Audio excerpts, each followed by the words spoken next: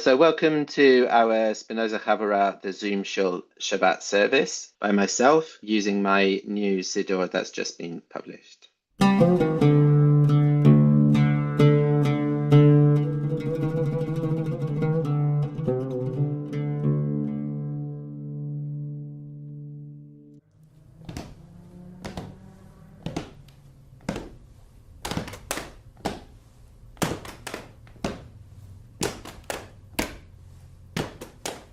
Hine ma tov, hine ma tov, lai lai lai lai lai lai lai lai lai lai. Hine ma tov, hine ma tov, lai lai lai lai lai lai lai lai lai lai. Hine ma tov u'manaim, shevet achim gam yachad. Hine ma tov u'manaim, shevet achim gam yachad. Hine ma tov, hine ma tov, hine ma tov, hine ma tov, hine ma tov, hine ma tov, la la la la la la la la la la, hine ma tov, hine ma tov, la la la la la la la la, hine ma tov u'manaim, shevet achim gam yachad. Hine ma tov u'manaim, shevet achim gam yachad. Hine ma tov, hine ma tov, la la la la la la la la la la. Okay. En hayim besimcha, simcha, simcha, simcha. Bou lekahel bien na na, na na na na na na na na. Evu en hayim besimcha, simcha, simcha, simcha. Bou lekahel bien na na, na na na na na na na na. La la la la la la la la la. La la la la la la la la la. La la la la la la la la la la la la.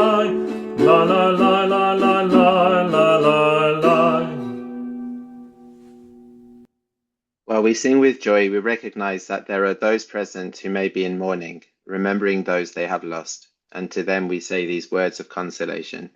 Timsu betochechem nechama u'menucha. May you find within you comfort and rest. Let us pause as we close our eyes and listen to the world around us. What is it telling us? What do we notice? Shema, hear.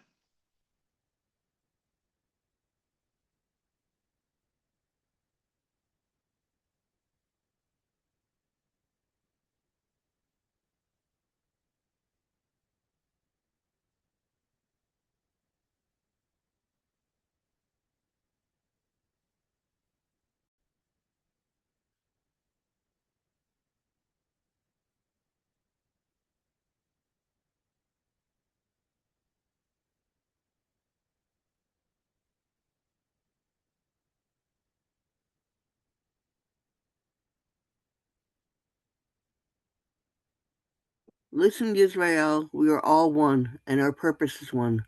Come, let us work together to improve this world. We place these words in our hearts and souls, bind them as a sign on our hands, and they will be a reminder between our eyes. We will teach them to our children, and we will talk about them while sitting in our homes, walking on the road, lying down, and getting up. And we will write them on the doorposts of our houses and on our gates, and may our days and the days of our children be prolonged for as long as the heavens are above the earth. We pause for silent reflection.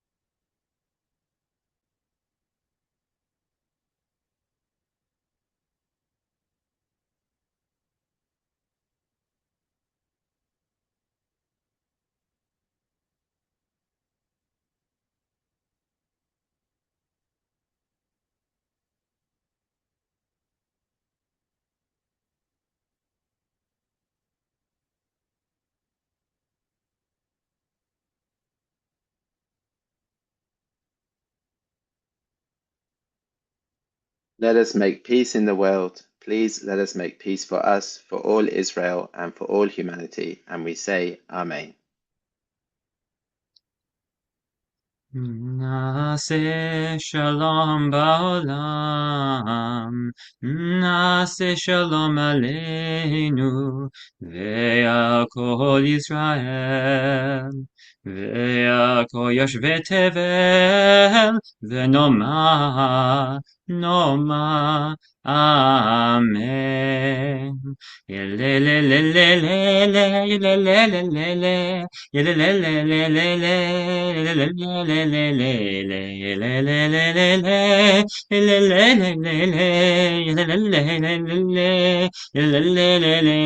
נעשה שלום בעולם, נעשה שלום עלינו ועל כל ישראל. ועל כל יושבי תבל, ונאמר, נאמר, אמן, ונאמר, נאמר, אמן. Thank you.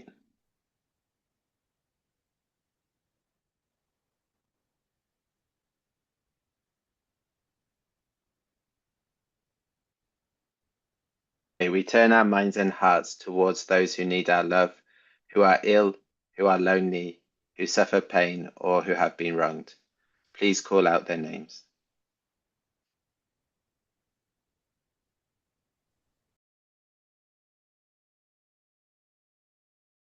May there be a complete renewal for those who are sick, a renewal of spirit, a renewal of body, and we say, Amen. Iyena refuah shelema lacholim, refuat hanefesh, urefuat haguf, venomar, Amen. Amen.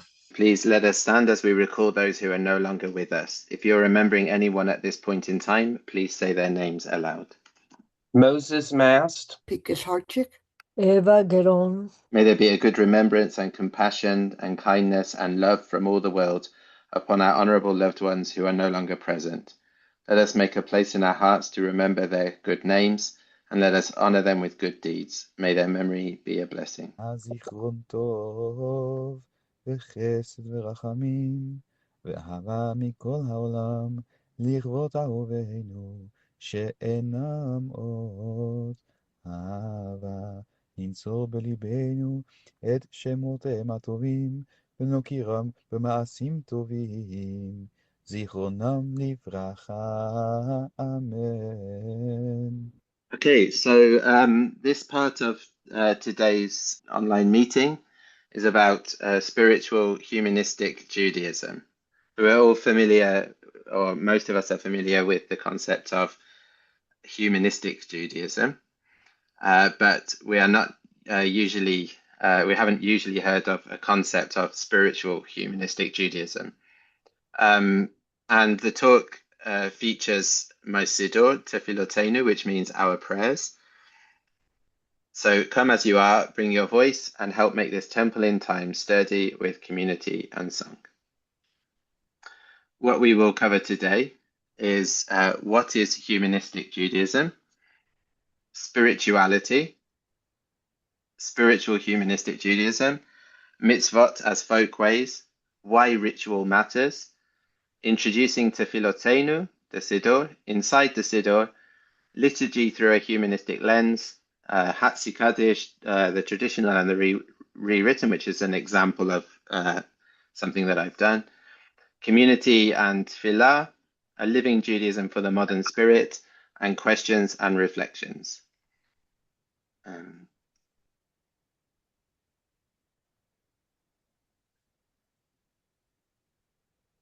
with me. Can I just ask everybody to mute if you're not muted?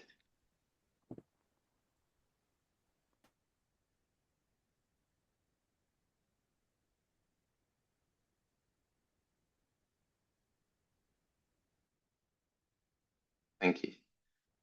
Okay, so what is humanistic Judaism? Humanistic Judaism as a movement, rather than a concept, was founded in 1963 by Rabbi Sherwin Wine of blessed memory, and it affirms Jewish identity grounded in human experience, reason, and ethical responsibility.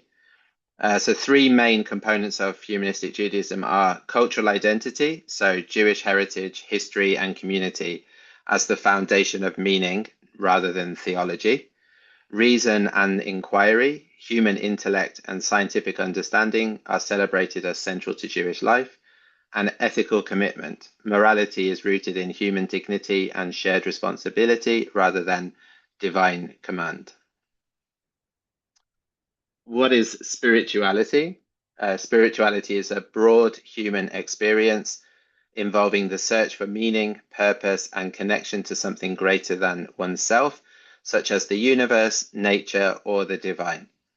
It emphasizes inner awareness, personal growth, and interconnectedness rather than rigid dogma, often focusing on compassion, mindfulness, and the sacredness of life. So that's just some aspects of what spirituality is. Meaning and purpose, seeking answers to existential questions and finding significance beyond material existence. Connection, fostering a sense of belonging to a larger whole, including self, others, nature, or a higher power.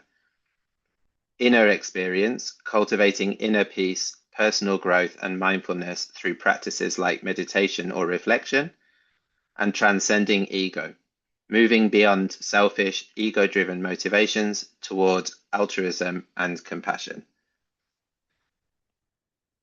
So this list is not exhaustive. There are other aspects of spirituality, and please note that it says or the divine. It's not that the divine is paramount or essential to spirituality, which is a key thing to remember. So leading to that, what is spiritual humanistic Judaism? Spiritual humanistic Judaism, according to me, is non-theistic, yet fully spiritual, valuing awe, gratitude, courage, love, grief, and joy as real dimensions of human experience, deserving of our attention. And three elements of spiritual humanistic Judaism would be tefillah, which is usually translated in modern parlance as prayer, but it doesn't actually mean that. It encompasses other meanings, which include contemplation.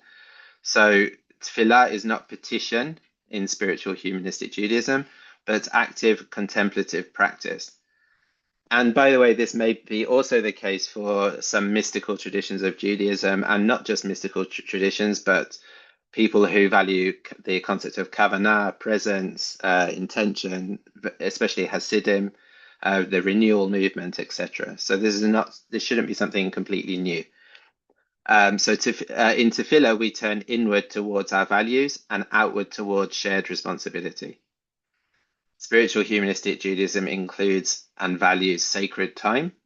Shabbat and the festivals are temples in time, set apart for rest, renewal, and ethical renewal. And we remember and keep the festivals and Shabbat. Beloved forms, we maintain Hebrew, we maintain our melodies, things like candles, wine, talit, as aesthetic, ethical, and communal practices, which we cultivate with presence. So, by the way, there will be time for questions at the end. Okay, the next element is mitzvot as folkways. Tradition has a vote, not a veto. Mitzvot are re-understood through Mordechai Kaplan as folkways. The sancta are objects, events, persons, and places hallowed by Jewish experience through which a people builds meaning together. They are not commanded from above, but chosen from within. So examples of mitzvot as folkways are candle lighting, which is a sensory pause that welcomes Shabbat. Each practice is transparent about its meaning and purpose. Talit and tzitzit. Donning a talit is a meditation on clothing ourselves in chesed and chemla. Tzitzit reminds us of our commitments. Kiddush and hamotzi, so that's the challah. If we can eat and drink together, we can live and love together. Joy is anchored in gratitude. And Torah and learning. The Torah as a human document of profound cultural value, which is studied, argued with, and renewed by each generation. So to grapple with text is sacred to all Jews, not just to people that think like us. Okay, so why ritual matters, and this is over to Dr. Joshua Silverstein Bamford. Thank you, Martin, and thank you for inviting me to write a foreword for this book. I'm not sure if every Siddur needs a foreword, although there's a great tradition of like commentary in Siddurim, where different scholars will add different perspectives, and so I think it was really nice to be able to contribute some aspect of that tradition of scholarship. Adding commentary in the margins of the Siddur. And my background is as a singer and as a scientist, and so I very much bring my own language to this. And cite some influences on me. There was many years ago, I read Alain de Botton's Religion for Atheists, which is a fun book. Alain de Botton himself is Jewish and secular, although it's not a particularly Jewish book, although he refers to some Jewish practice there. But he makes a very good argument that in the pursuit of secular values and the development of secular humanism, we maybe had a tendency to throw the baby out with the bathwater, in that there's much focus on what we believe and an emphasis on religion as a belief system. And actually, I'm not sure if it really is. I think religion is much more about the practices and the things that we do, together and for ourselves. And this is very much, something that anthropologists and psychologists like Durkheim, Dunbar, and Vessier, who I cite there, have noted throughout history that actually, ritual is a means to an end of bringing people together, and it's something that we do together, and has tremendously powerful sort of social bonding effects. It creates social cohesion through coming together and singing. And a lot of my own research has been about the social bonding effects of song and the evolutionary significance of that in my research studying the evolution of human social behavior and social cognition. And so one thing that I really love about this Siddur is that I think really for the first time we have, texts that sort of say what we mean so that we can mean what we say, as humanistic Jews like to do, but that they don't neglect tradition, and that the traditional melodies can be sung. There is something familiar there, something that feels very Jewish about singing the tefillot in this book, and that we still can rest on that musical tradition that is part of our heritage, while still being true to our values in the words that we're singing. And so I think that's, as a musical text, I think it is really valuable, and I don't think anyone has done it quite like Martin has. So I hope you enjoy. I hope you enjoy like the words and speaking them, but also the fact that there is a melody that goes to them. And in most cases, traditionally, we worked quite hard to make sure that in most cases the traditional melodies would fit the texts. At least, maybe with a bit of finagling around the edges, but at least mostly they would. I think it's a tremendous achievement. And I'm sure Martin will talk more about the Siddur itself. I will do. Thank you.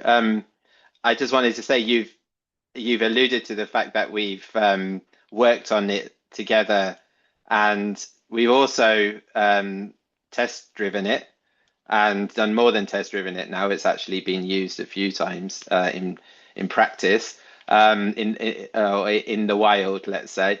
How did that go for you? What was it like working on it? I mean, it's been really fun. At times, it's put me out of my comfort zone, and has been frustrating for myself in that I wish I was, maybe I had a better knowledge of tradition as well. That I'm always learning. You really need to understand how a melody works in order to fit it to different texts. So I've learned a lot through that process. Um, and it's funny now having sort of performed, having sung through it a few times. I'm finding myself forgetting the original text that I knew to some of these melodies. Like I mean, actually, I think maybe the version of Naseh Shalom that we Mm. use is perhaps someone else's text. Is it? You've adapted it a little bit, but I think it's I've already what adapted it a little bit, yeah. Mm. it has been sort of adapted previously to a more secular version. I honestly couldn't remember what the original was. I've sung too many different versions of Naseh Shalom, or Oseh Shalom, I think, as it used to be. Yeah, And I think the same is true for many of these texts now. I think it's fascinating how yeah, your words have embedded themselves in my practice very good. much.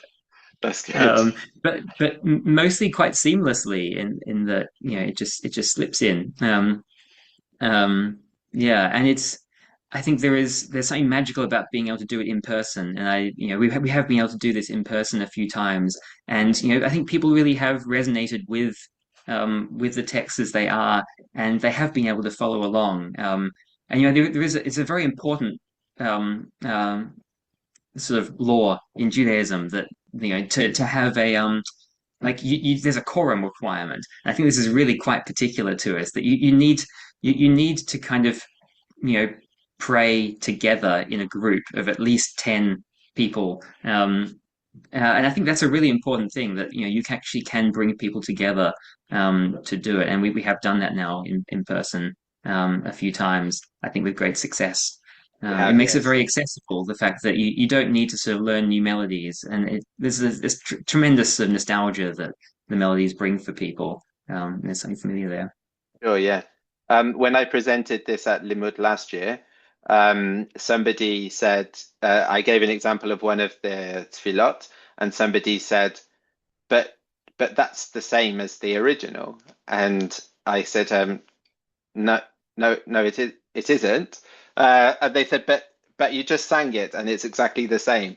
And I said, uh, where is it the same? And then I was there trying to get it up on the screen, and I looked at the screen, and I was genuinely worried that have I missed something? Have I misspoken or what? And I was looking at the screen and looking at the words, and this person was saying, but it's the same. And then somebody not shouted, but like spoke and said, but that's his point. You think it's the same. It's not the same, but you wouldn't notice. You haven't noticed that it's different. So Hmm. that was an important moment, actually, that's embedded itself.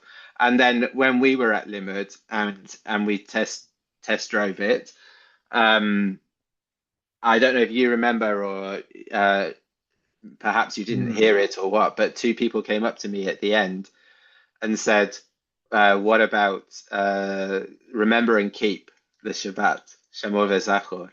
And I said, "Sorry, what about it?" And they said, "Well, how do you do that? Like, do you remember and keep it?"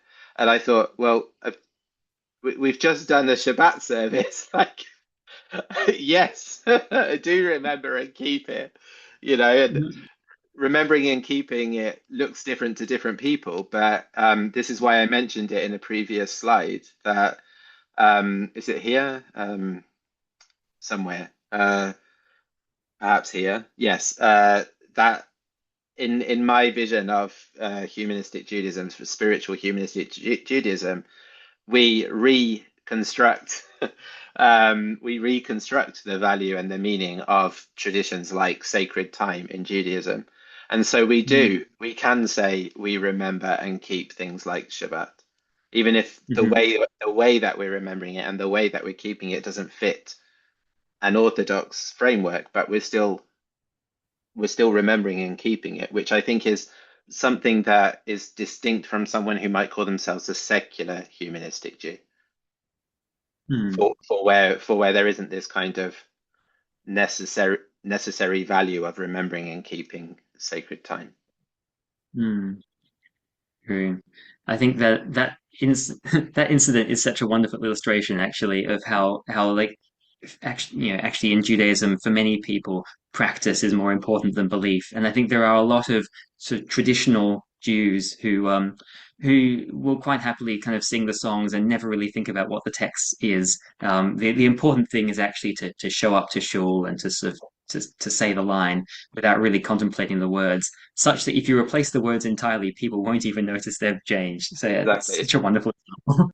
Yeah, exactly. And somebody also came up to me last year and said, this is exactly what I believe. Um, but I just think the rabbi should believe in God. So, so you don't As believe long in as God, but someone does. yeah, yeah, the designated Jew. Yeah.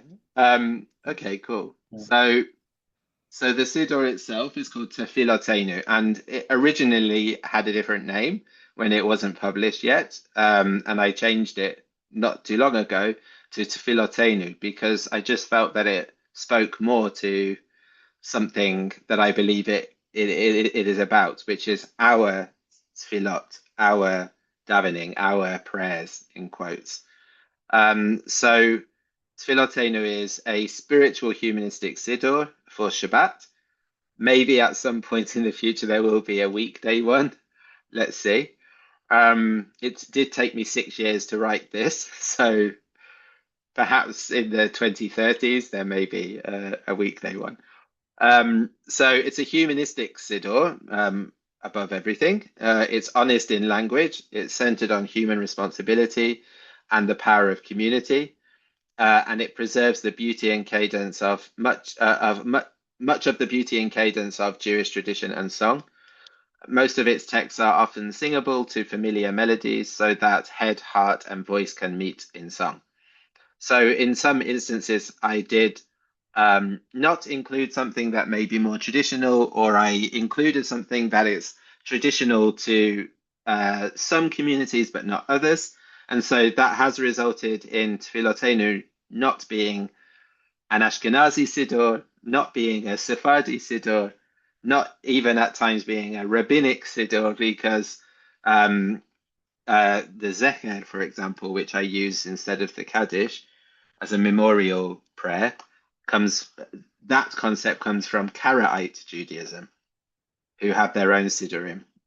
So, ironically, it does maintain tradition no matter which tradition it's coming from. And of course, it also has its own character and its own value and its own tradition in and of itself. And in the Hebrew, which if I zoom, does it work for people? Okay, so it says Seder Tefillot LeShabbat. So order of Tefillot for Shabbat. Kaminhag HaHumanisti HaRuchani. So according to the custom of spiritual humanists. So I wanted there's really like a lot of Siddurim say like Kaminhag, whatever, and Seder Tefillot, like the order of prayers. And I really wanted it to look and sound like a traditional Siddur, not a collection of things that we might want to say if we are humanistic Jews, or things that we might want to draw on. This is a order of tefillot for spiritual humanistic Jews. So inside Tefilotenu, there is a structure, order of service, and this is not exhaustive. There are other elements to it. So it begins with kavanot, mindful intentions, and a shehechianu, because for many people, we say the shehechianu when we're doing something for the first time in Judaism. So for many people, when they first read this or use it, it will be the first time. So I wanted to include that. And then I included Shir HaShirim, which is the Song of Songs. In some Sephardic traditions, Shir HaShirim is read or sung before Kabbalat Shabbat on Friday evening. So I wanted to include that tradition. And as I said, it's not exhaustive, so there are other things in between. There is the candle lighting, and there's Zmirot, so Pesukei de Zimra, whichever tradition one uses one word, the other uses the other. So it's Psalms basically. And they include Shalom Aleichem, Lecha Dodi, and something I didn't write here, but Shalom Leben Dodi, which is another Sephardic tradition. A peace to you, my lover. So it's like a love song that is also quite risque at points, and naturally doesn't adhere to gender binaries. And it was written in the century escapes me, but perhaps the 11th or the 12th, by Ibn Gabirol in Al-Andalus, and it's not clear at times who is being sung to. Is it a man? Is it a woman? Is it his sister? Is it like, it's kind of like, okay, who is this? And I wanted to include that because already it's something that is a Sephardic tradition, which many Ashkenazi people have not heard of. But on top of that, it's also this non-gendered language, or this language that plays with gender, and that adheres to humanistic values about inclusion and diversity, LGBT, etc. So after that is the Hatzi Kaddish, the Shema and its blessings, and it's quite extensive Shema and its blessings section. An Amidah, which has some familiar elements, but this is another time when I had to kind of say, okay, I'm not going to throw the baby out with the bathwater, but I'm going to change the water, you know? So keep some of the original water, but I'm going to have to top it up with some fresh water. Then there's a Zecher, which I mentioned, and originally I was not going to have a Kaddish, but I did include a Kaddish that is slightly adapted from Dr. Rabbi Tzemach Yoreh, who is I am studying for Smicha with him. And then there's an Aleinu, which Joshua will remember we worked really hard on, because the Aleinu is so beautiful and so iconic. And I really didn't want to throw that out, but it took a lot of work to get it to sound like the quote-unquote original. And by the way things sound do sound different to different communities, but that's because of traditions and musical traditions, nusach. But that doesn't affect how you can use the Siddur, because it's about the syllables, and you can still sing it according to your tradition. Okay, and then Shabbat evening concludes in my Siddur with Kiddush, Hamotzi, and a form of Birkat Hamazon, which another point about the Siddur is that there is Ladino in it. So there's some what's the word? I can never say the word. Excerpts? Is that the correct pronunciation? Excerpts from Ladino, which is Eastern Sephardic tradition. I just saw a question, but I can't answer it right now. And then the Siddur moves on to Shabbat daytime, and there are, again, it's not exhaustive, but there are blessings for the Talit, which actually make it a mindfulness practice. So one thing that my Siddur doesn't do is always just replace words. I tried very hard to, and 6 years ago I was coming from a point where I would just kind of switch words up and think, okay, this fits my values, but there was a point when I thought, okay, but what does that mean? Like, do I mean what I'm saying? You know, and it was like, okay, I need to make this a consistent and coherent spirituality. It's not enough to just change words. So, for example, for the Talit, the Talit becomes a mindfulness practice where you are enveloping yourself in your values and reminding yourself of what that means. It's the same for Tzitzit. And then after that is the Birkat HaKeilah, community blessing. the morning blessings, again, this similar structure, Torah service, and in the Torah service and the blessings for Aliyot, again, I had to work really hard intellectually to have that mean something. And I had to work really hard with or grapple with the concept of chosenness, because chosenness comes up in the blessings for Aliyot. And I don't believe in chosenness, and I don't believe in reinterpreting what it means.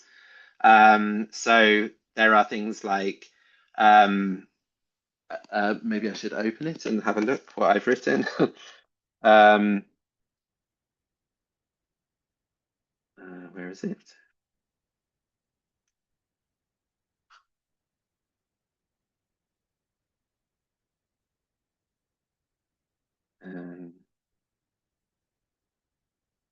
Give me one sec. Yes. Baruch hu et hakahal hamevarech. Blessed is the community which blesses. Nevarech et hakoreh hamevorach bechochma hayom. Let us bless the reader who is blessed with knowledge this day. So that might not be completely in line with something that people are used to singing, but there is some of it, but it's also consistent with the philosophy of my Siddur. And then it continues, and then it says, let us bless our people forever and ever, which we have chosen along with all the nations, and which has given us our Torah. Let us bless our people who give us Torah. So there's this kind of Ahavat Israel, love for the Jewish people in there, which I believe is an important value for Jewish people to have. And the language is Kiyanu Bacharnu et Am Yisrael. So we have chosen to be Am Yisrael, along with all the nations, instead of saying something else, which I had to work around that quite a lot. But I also felt that saying something about choosing Am Israel, choosing to be Am Israel, also speaks to our values of inclusion. There is no distinction between, and not even in normative Judaism, there shouldn't be, at least, a distinction between those that have chosen to be Jewish and those that were born Jewish, quote unquote. So somebody wrote choosingness instead of chosenness. I really like that. Choosiness. Yeah, exactly. Okay. And then I've spoken a little bit about this anyway, naturally, but the liturgy through a humanistic lens, with some examples. The Baruch Hu, the opening, an opening blessing, which is the Jewish call to prayer, actually. So the original says Baruch Hu et Adonai Hamevorach Leolam Vaed, and people bow. And mine says Baruch Hu et HaKahal Hamevarech. So blessed is the community which blesses. Blessed is the community which blesses forever and ever. And the same syllable structure exists there. And I think that's another thing that me and Joshua worked on together, if I'm not wrong. And I reimagined what bowing would mean, because actually I like that element. So when I go to shul, I like doing most of the things with a lot of intention, and I reimagined what that would mean with those words. And so I've done this in person as well with community. We look around the room and imagine the people being blessed with health, happiness, etc. And then we bow to the community. And if we're sitting in circles, that's very easy to do. And I like that. So I wouldn't have written it if I didn't like it. So I'll stop saying that I like it, because I like all of it anyway.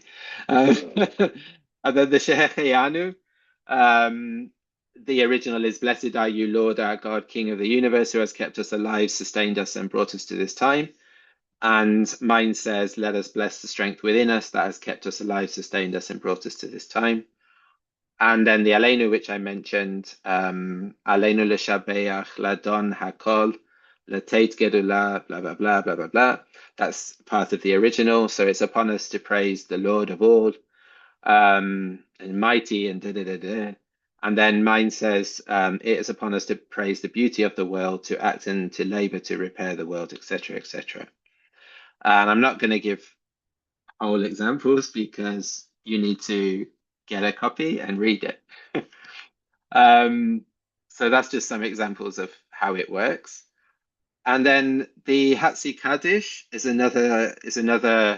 I've mentioned it already, but it kind of perforates sections of the traditional service and separates the quote unquote obligatory parts from the things that surround them. So the way I've included it, it just maintains the Aramaic cadence and the communal act. And actually, Sherwin Wine wrote a version, but I had to adapt it. He removed saying Amen. I don't see why we can't say Amen. And there are other elements that I removed. And the result is something that sounds exactly the same.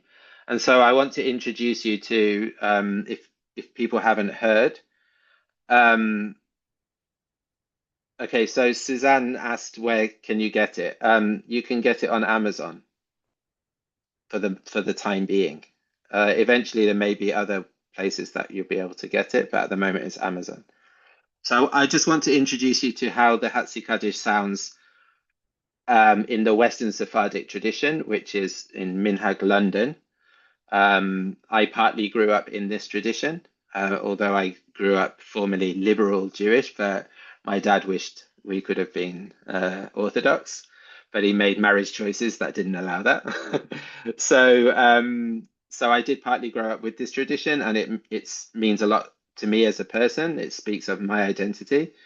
So I want to show you how it sounds with the normative text, and then there's a longer version with my words, and see if you can notice any difference.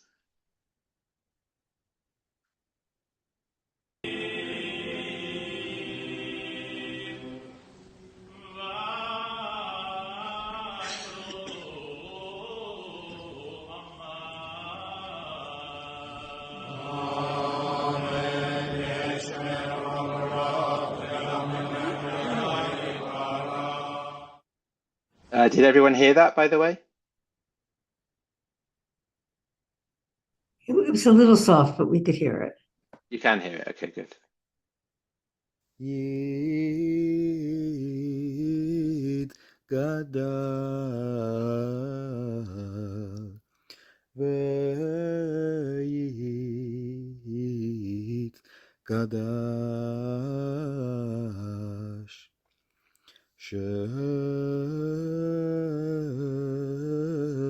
lama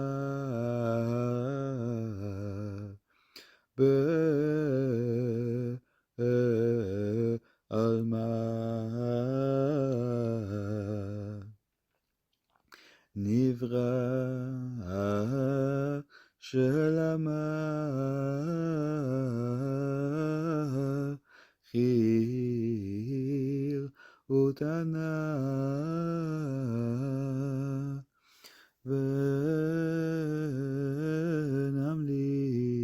ונמליך מלכותי בך יכון וביום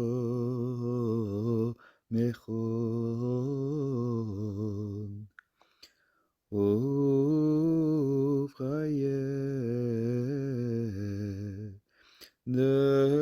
לכל בית ישראל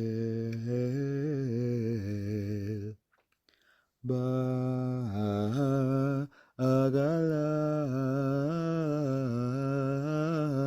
ובזמן קריב ואמרו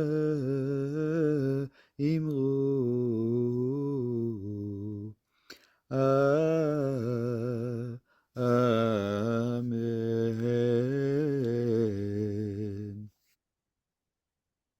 Okay, that's not all of it. There's 4 minutes of it. But I thought just giving you an example would be enough for today. If you want to see the whole video, it is actually on YouTube, and I can share the link later. Okay, so how does tefillah work in spiritual humanistic Judaism? Tefillah, as I mentioned, is not prayer. It's a dynamic form of self-examination and communal expression. Whilst prayer in English often implies hierarchy, i.e., a plea from the human to the divine, tefillah as a spiritual humanistic Jewish practice is fundamentally horizontal. It draws us inward and outward simultaneously, inward towards our values and outward toward community and shared responsibility. How is this achieved? Sitting in circles, which minimizes hierarchy. Each person sees the faces of those around them and uses the term facilitator rather than leader. Singing when possible, as we have mentioned, melody opens up memory and emotion in ways that reading alone cannot. Music is a technology for social bonding. Sharing reading, so taking turns to share lines, paragraphs, or pages, which fosters shared ownership and makes space for diverse voices. And celebrating the week, a concept called Chagigat HaShavua, which is taking turns to share something to celebrate about your week. And when I did that when I've done that in person, or the first time I did that in person, people said that that was a real moment of connection that they wouldn't normally get in a synagogue service. I've only ever really seen it in humanistic services. I'm sure other probably progressive communities might do it, but I'm yet to see it in those contexts. For me, it's really important that we're not passive observers or passive participants of a service. We're actually actively engaged with the community, and as Joshua mentioned with the minyan, the quorum. Okay, so what does this result in? Hopefully, a living Judaism for the modern spirit. Spiritual humanistic Judaism, and particularly through Tefilotenu, invites us to believe what we say and say what we believe, and leave the service more ready to act with kindness, courage, and clarity. What this gives us is a path that preserves beauty without supernaturalism, devotion without dogma, and tradition without pretense. It invites us to breathe, to bless, to sing, to argue, to grieve, to celebrate, and then to act. Very importantly is to act, to live our values as spiritual humanistic Jews, or as Jews anyway. We should all be, if we are serious about our Judaism, living and acting as we believe. And that's it from me. Now over to you guys for your thoughts and reflections and questions.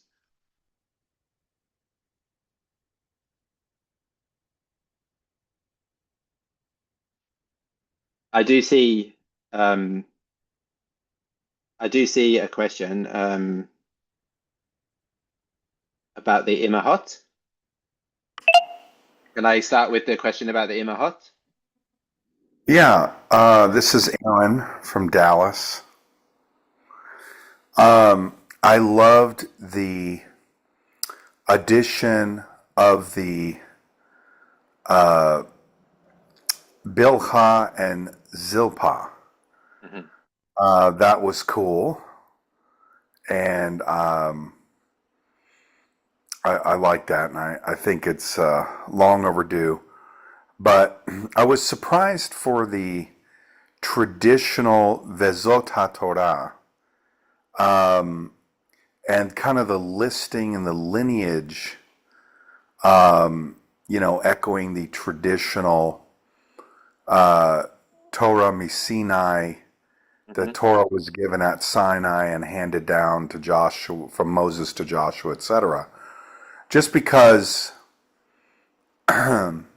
I mean, we don't, it's all fictional, you know, characters and mythology. So I found it interesting that we included that, that you included that. And I wanted to hear what the thinking was about including, although the value for tradition, of course, is strong, but it was just surprising in this Siddur that all of a sudden a traditional lineage story appeared. Okay. Well, I don't think mythology is fiction. I think it's mythology. Um, so I think mythology is not historical fact, but that doesn't make it untrue. Um, if that makes sense. Uh, does that make sense to you? Uh, Not quite. Not, I would have to chew on that and also hear more of your explanation about what you know. Yeah, yeah. Yeah. So mythology can have meaning without it being historical fact. So um, perhaps someone can help me here. I'm lost. I'm a bit. I've kind of lost my words. My point. Yes.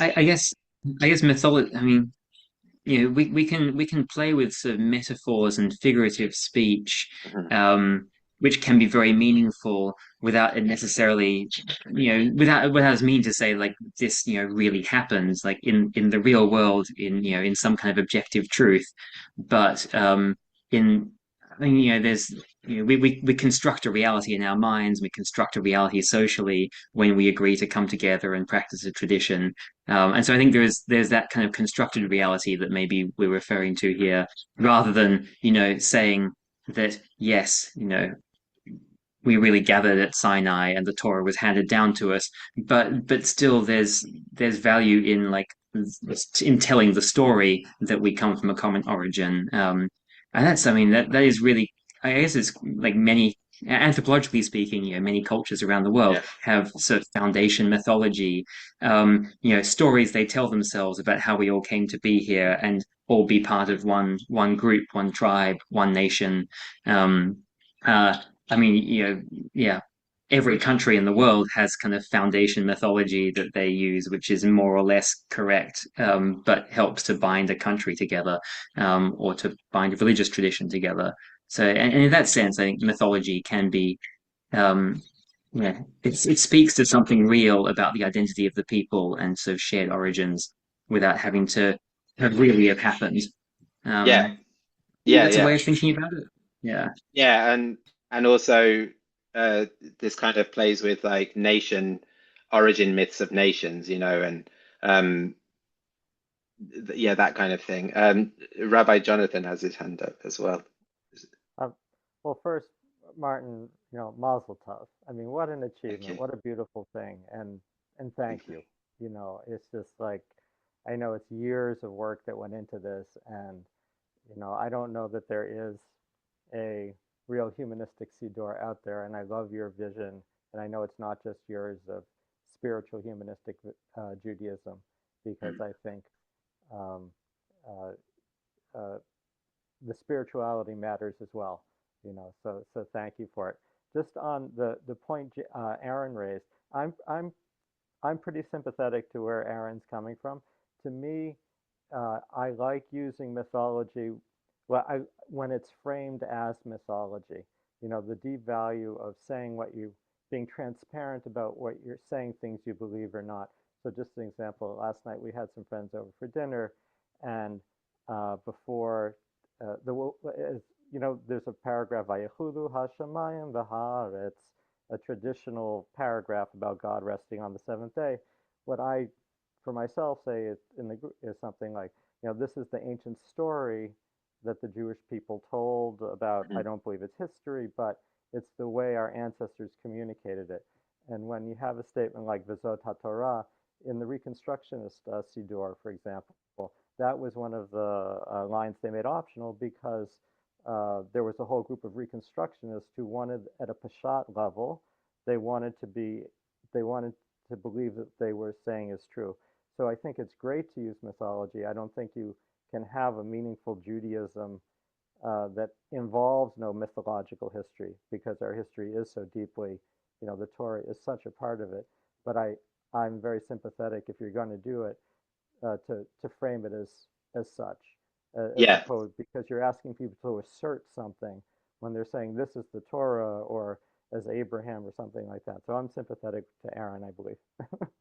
Yeah. I mean, me too. I mean, thank you for the comment. On this page 151, there is the preface to what Torah means in my Siddur. And it says that Torah is not a book that fell from heaven, but a living conversation, human words.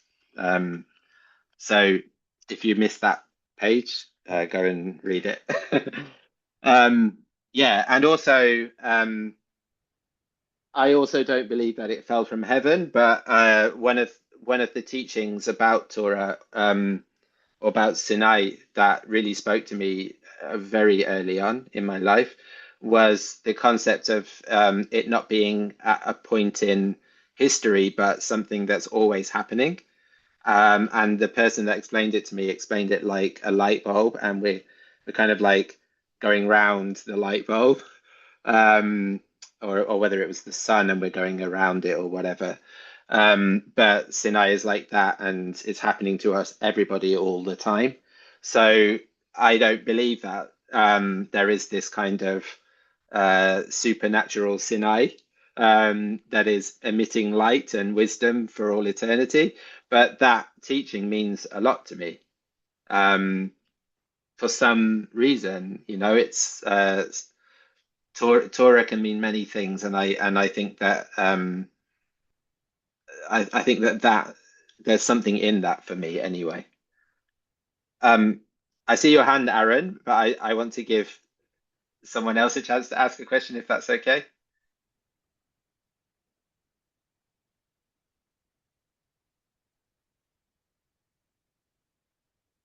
Do we have some questions or comments from other people? I thought I did.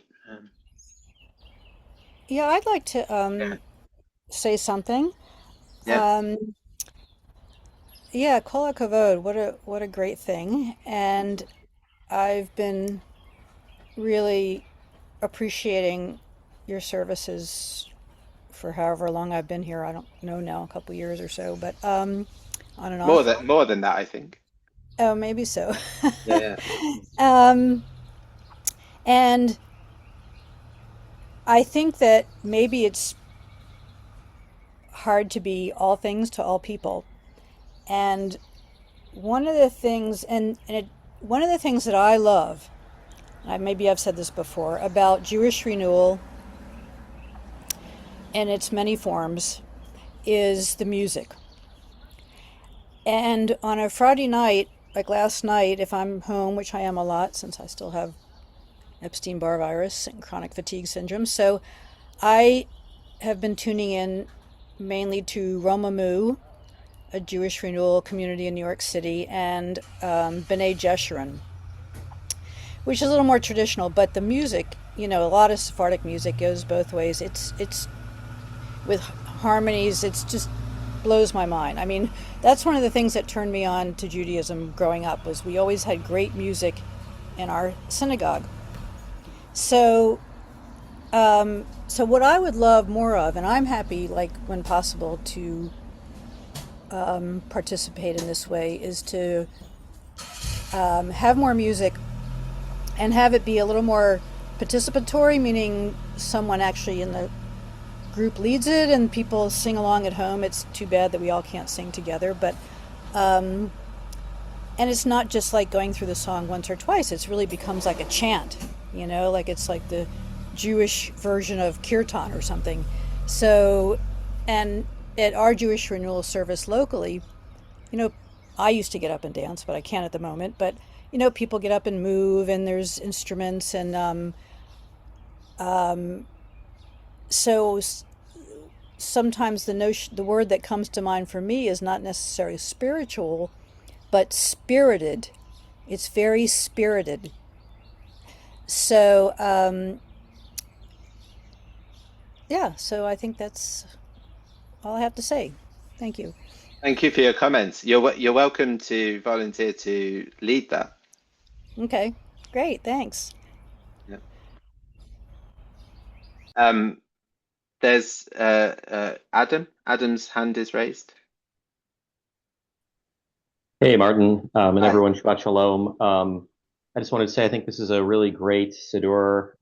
It really fills a big need, I think, in the humanistic movement. And we've kind of had some of these conversations before, but I think that spirituality does not have to be theistic, and that I think we all have this fundamental need for it. And in my experience, there's just been this kind of gap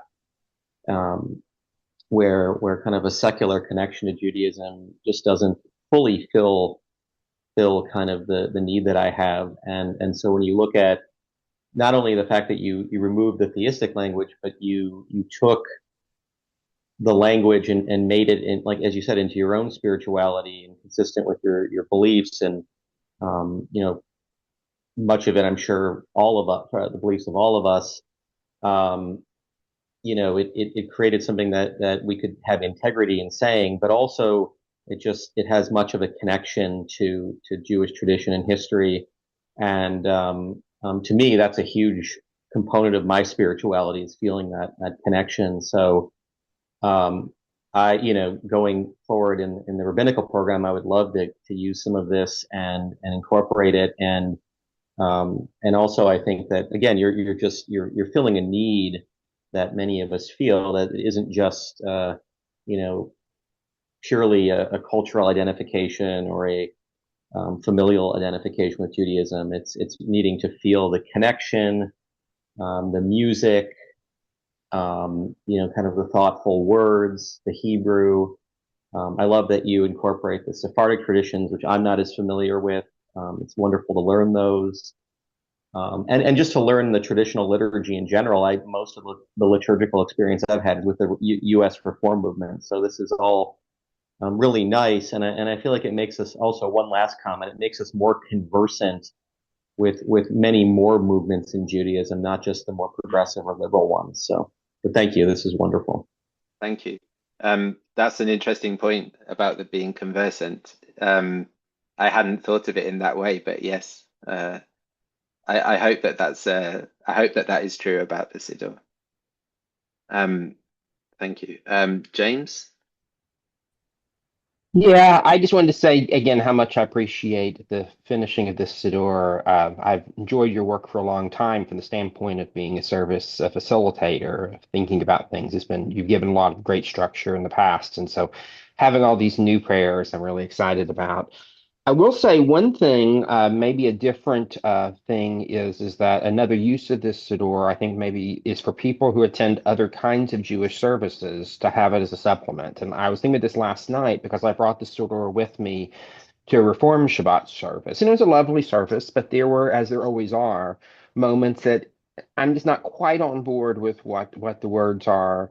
And it was nice to be able, as I was singing along the words that in the Reformed prayer book, I was actually looking at your prayer book at the same time. And it was nice, it gave me a different kavanah, different intention to the experience of being there.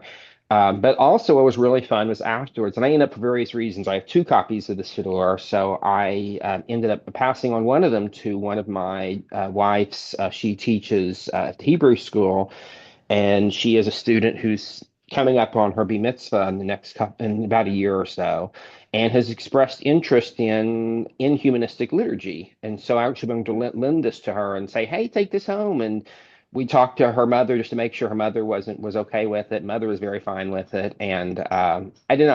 I'm excited about the impact of this Siddur outside the humanistic world, because I think that there are a lot of people in liberal strains of Judaism who are hungry for something else. But I think this is kind of a gateway. This is a bridge because it's familiar enough. It won't be off-putting, but it's also very revolutionary. It's very different. And I think that's gonna, I think anyway, I'm excited for the possibilities of this, not only to bring about more spirited and spiritual humanistic Judaism, but also as a way to introduce humanistic Judaism to people in to other parts of Judaism who might be quite open to the ideas. But I'd say the number one thing people that I've heard of people when I talk about humanistic Judaism, people are like, yeah, but I don't want to use the liturgy. I was like, well, Yeah, you don't. This is really very similar. yeah, indeed. Um, I think that when it first started, I had never been to a humanistic service.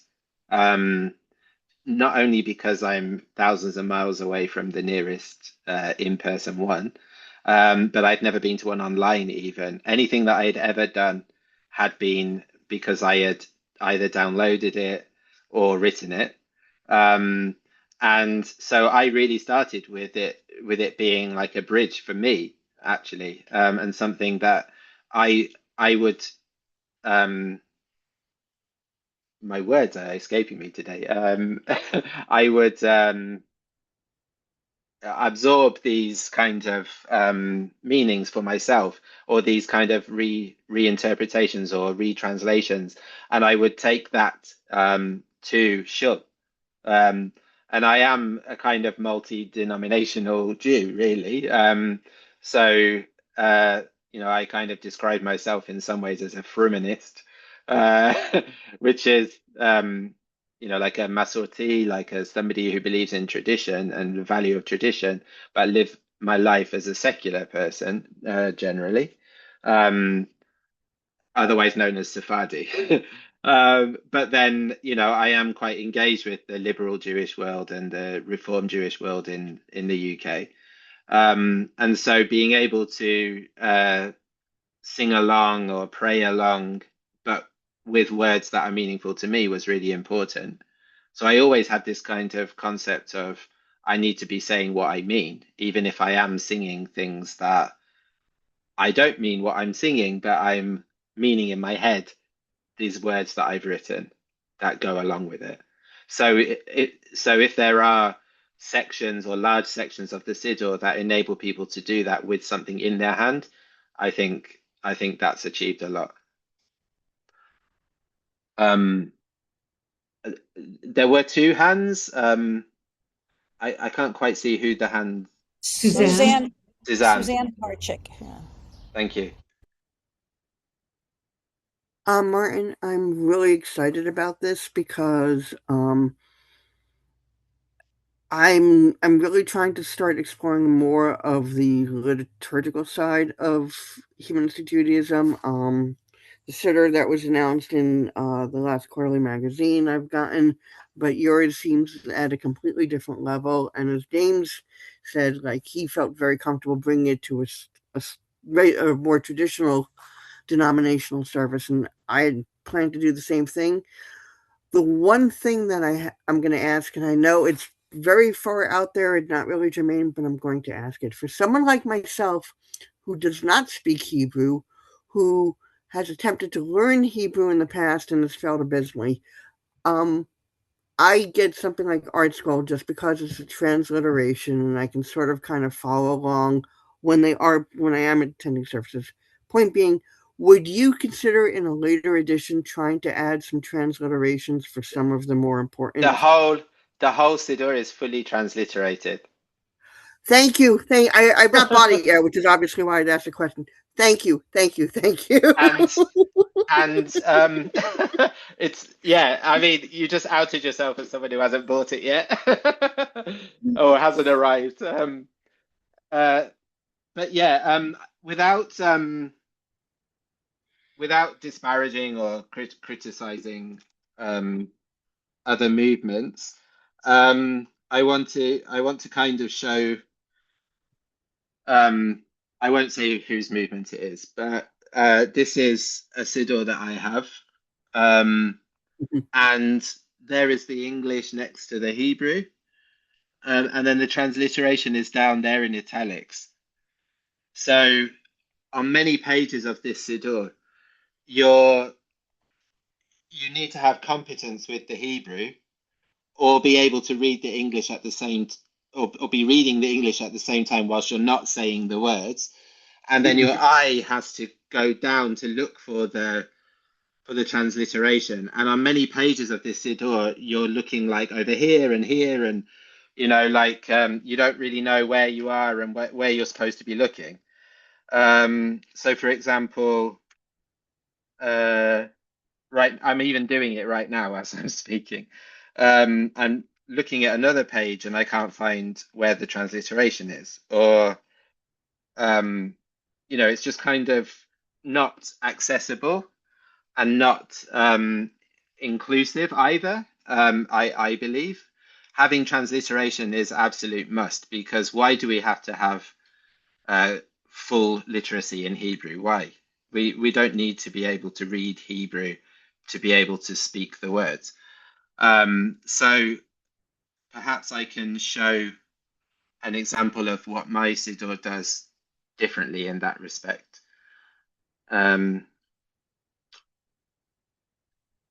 So where's a good example?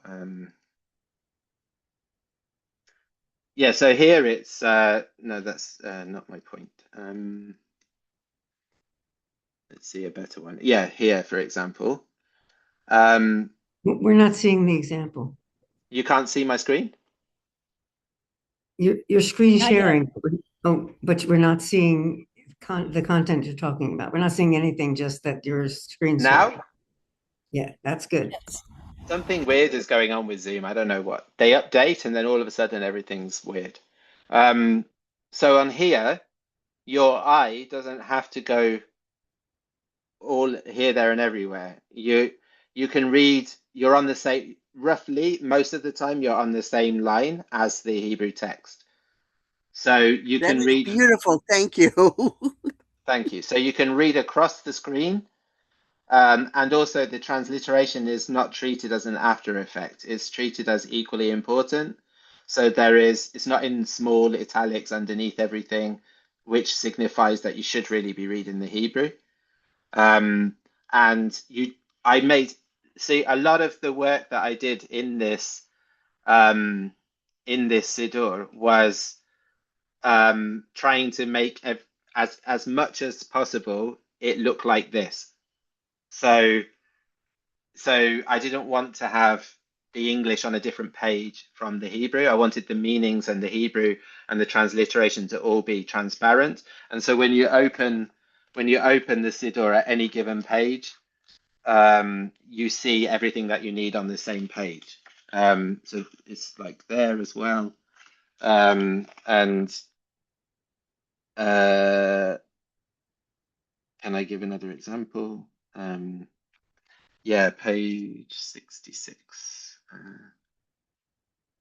On PDFs, I don't ever know which direction I'm supposed to go.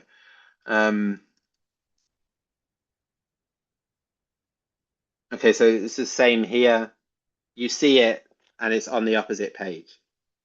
So you don't have to turn a page to read the English. And also, something that I thought was important for the Siddur was, or the way it's used, is that you give people a chance to either read the English quietly or read out loud, and then you're able to sing the Hebrew. So nobody's going to be singing something that they don't understand. They'll have heard or read the meaning first. So it's not the case that you should just go through the Siddur and just sing the Hebrew and half the people in the room haven't got a clue what's being said, or they're going to have to read whilst everyone's singing. There should be time given for everybody to absorb the English meaning if they need it. So the same thing happens on most of the pages. That I think 95% of the pages work this way. If there isn't, it's just, for example, This one has like an abbreviated meaning of Lecha Dodi. So then you've already got the meaning, and then it just finishes like that. So there's only one page where the Hebrew is on another page. Does that make sense? Yeah. Great job. Thank you. You're welcome. And Aaron said that was one of his favorite features. And Joshua, I think, it's an excellent example for other publications. But yeah. Yeah, naturally, it makes a difference where the it makes a huge difference where the transliteration is. So I also had to play with, do I put the Hebrew text on the right and have the transliteration on the left? In which case, they kind of look like they're in opposition to each other, because some of the lines are shorter. So then on the right, you've got like a short sentence, and on the left, you've got another short sentence. And the long sentences meet each other, but the short ones don't. And it creates this kind of weird aesthetic. But if you have the transliteration on the right, then your eye is going across correctly how it should do. If that it's hard to explain, but it just took a lot of time trying to get it to read well. Aaron? Bye, Stephen. Thank you. Shabbat shalom.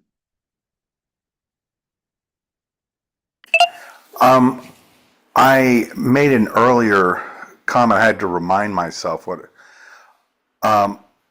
I so profoundly like the Amidah, this version, that I don't know what you might do if you were to do a weekday version, but I so like the spirit and everything, the message of this one. I can't imagine wanting to say the weekday petitions. I mean, first of all, like La Mala Shanim, praying against the heretics and traitors. For example, and praying for the judges and the restoration of the judges, etc. I obviously no longer believe in that, but I just so thoroughly, I think the spirituality, to use the word, which wasn't really using the word spirituality for a while now. But anyway, the message, the ethic of what you have put together is so, the unity is just such a great message that if I was going to pray every day or whatever, or during the weekday or on Sundays or whatever, I would still use this. I don't care that it's a Shabbat Nusach. I would. This is what I believe in. Like I don't want to pray for, Karen Yeshua and the Mashiach and the return of the judges and cursing the traitors, etc., etc. Sure. Thank you. Are you referring to this page or this page, or both? Both. Sure. Just the totality of the Amidah is just so cool to me. Would you mind reading it? Shema. Thank you. Sure. Would you mind reading it so that people can hear it? Okay, let's see. Just the English is fine. Oh. Okay, let us bless life with faithfulness. Let us remember the kindness of our mothers, Sarah, Rachel, Rebecca, Leah, Bilhah, Zilpah. Let us remember the kindness of our fathers, Abraham, Isaac, and Jacob. We bless the sunshine and dewfall. With kindness we support all who live, helping to bring new life and raising up those who feel dead. Fascinating. We support the falling, healing the sick, freeing the hostage, welcome the refugee, and are faithful to those who sleep in the dust. Let us regard as holy, our commitment to ethics, to justice, to truth, and to human dignity. Let us sanctify life through our choices and dedicate the everyday to acts of compassion and integrity. Blessed are we when we bring holiness not by ritual alone, but through deeds of justice. We give thanks for life, for community, for family, for our loved ones, and for our freedom. In a world of scarcity, we pause to appreciate what we have. In a culture of constant dissatisfaction, we engage in the fundamental practice of gratitude. Blessed are we when we recognize the abundance in our lives and give thanks for all that we have received. We will work together to build a world of human dignity, recognizing the bond that links all human beings in every nation. We will pursue peace within ourselves, in our relationships, in our communities, and between nation and nation.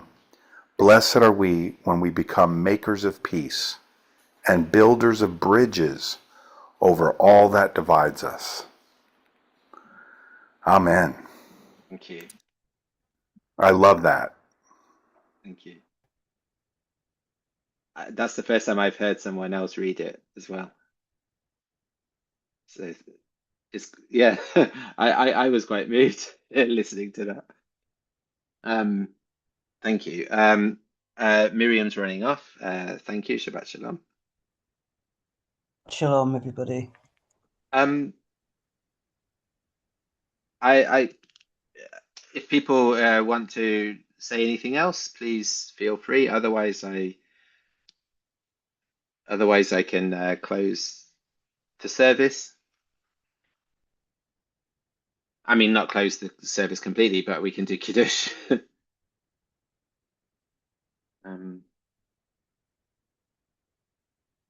Oh, thank you, Hank.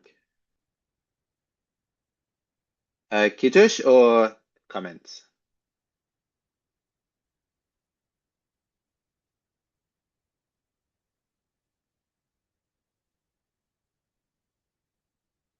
Okay, let's do Kiddush then. And I can actually use it. Which way am I scrolling? I'm scrolling backwards. Am I? I don't know which way I'm going.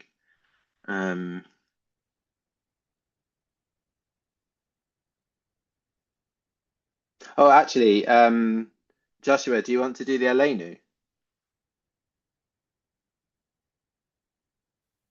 I could. He's throwing me in it now. Let's see if I remember how this goes. I haven't warmed up. Okay.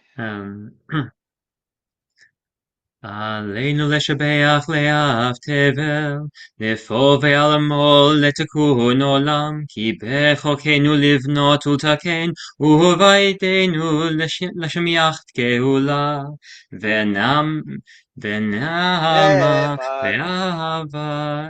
Oh, it's a little bit different at this point. It kind of diverges a little bit Yeah, and sort of jumps the melody.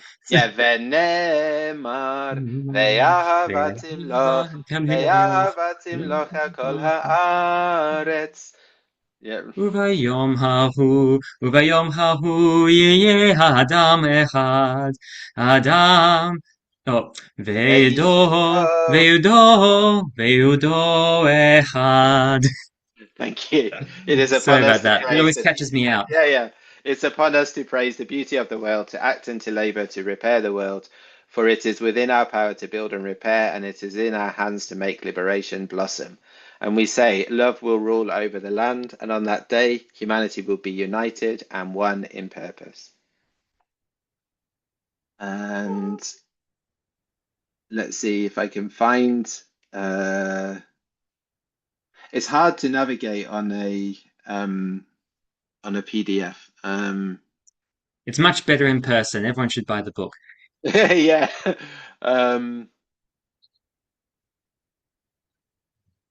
Would somebody like to read the English?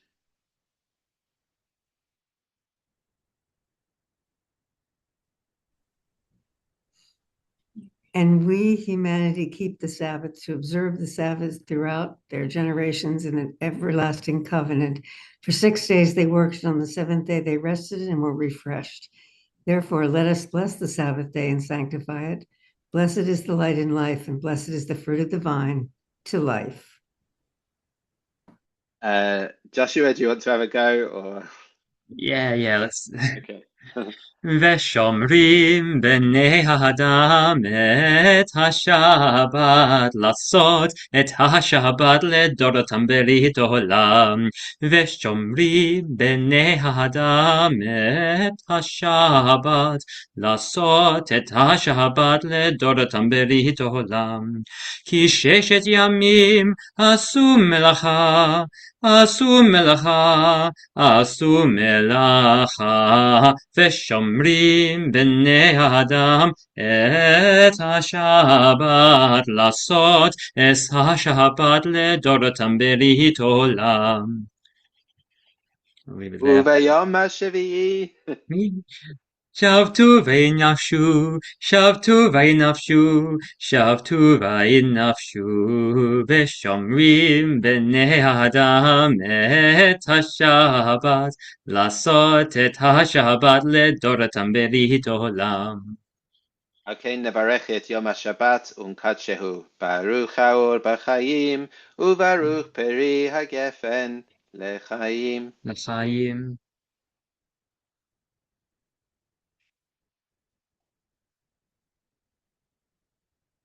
Okay, and for the motzi, I will read this today actually. So usually until now, our bread is covered, serving as a reminder of the suffering of those who need to hide their true selves in order to be safe.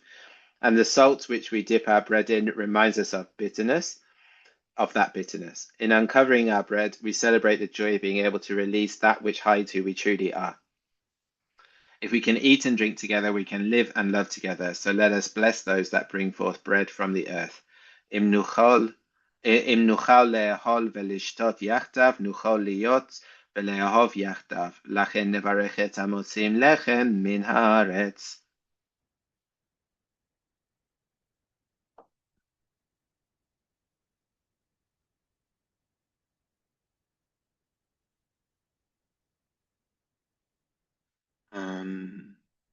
And then one closing song.